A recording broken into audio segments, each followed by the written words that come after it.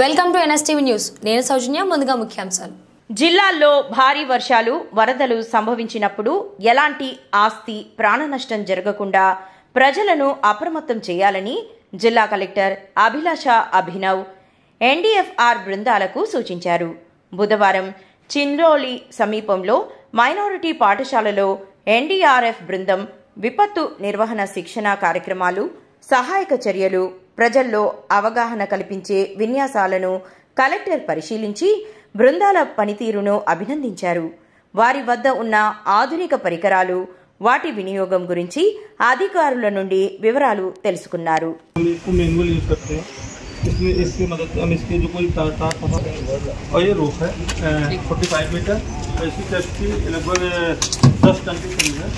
जो अपने आप में 10 टन तक आपको कवर 8 people 8 or 10 people अंदर क्या 10 people लोग 10 कुंटल 10 लोग 10 कुंटल क्विंटल से 12 लोग और क्विंटल इसका कंप्लीट हो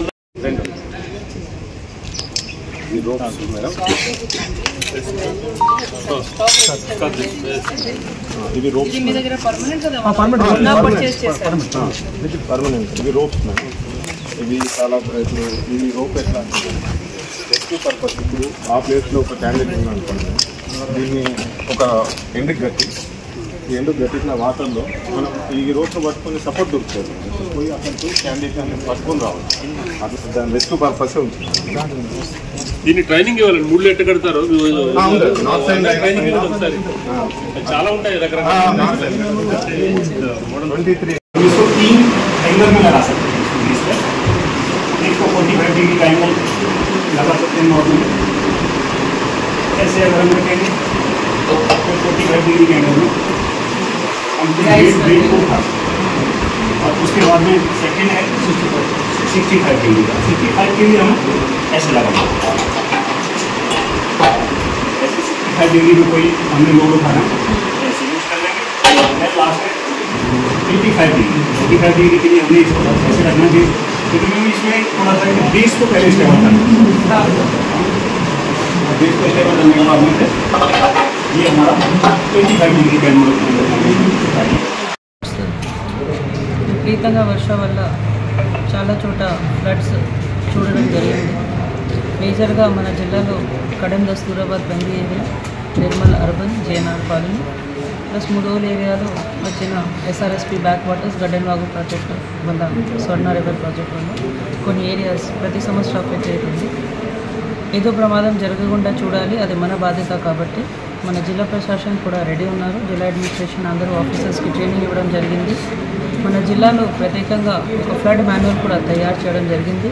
ఆ ఫ్లడ్ మాన్యువల్లో గత కొన్ని సంవత్సరాల నుంచి ఏవేవి వల్నరబుల్ లొకేషన్స్ ఉన్నాయి, అదే లొకేషన్స్లో ఫ్లడ్ వచ్చిన రిహాబిలిటేషన్ సెంటర్స్ ఎక్కడెక్కడ ఉంటుంది, at the same time important contacts, critical infrastructure అవన్నీ కూడా ప్రాపర్గా సమరైజ్ చేయడం జరిగింది. దీంతోపాటు ఈరోజు మన టెమిరస్ చించోలీలో విజిట్ చేయడం జరిగింది. ఇక్కడ మన డిఆర్ఎఫ్ టీమ్ విత్ 30 ఆఫీసర్స్ ఇక్కడ ఆల్రెడీ స్టేషన్ ఉన్నారు. లాస్ట్ 15 డేస్ నుంచి వాళ్ళ దగ్గర ఉన్న ఎక్విప్మెంట్స్, బోట్స్తో పాటు వాళ్ళ లైఫ్ జాకెట్స్, వాళ్ళ డ్రిల్లింగ్ మెషిన్స్, అలాంటి ఎక్విప్మెంట్స్ కూడా ఇప్పుడు సందర్శించడం జరిగింది. వాళ్ళ దగ్గర శాటిలైట్ ఫోన్స్ ప్లస్ వాళ్ళ దగ్గర dragon equipments ready for rescue ఉన్నాయి. సో మన జిల్లా వారీగా ఒకవేళ ఏదో ప్రమాదం జరిగినా అంటే మనం రెడీ ఉంటాం. We are 100% sure that there will be no loss of human life. Nirmal ప్రజలతో కోరేది ఒకే మాట, ప్లీజ్ బీ అలర్ట్.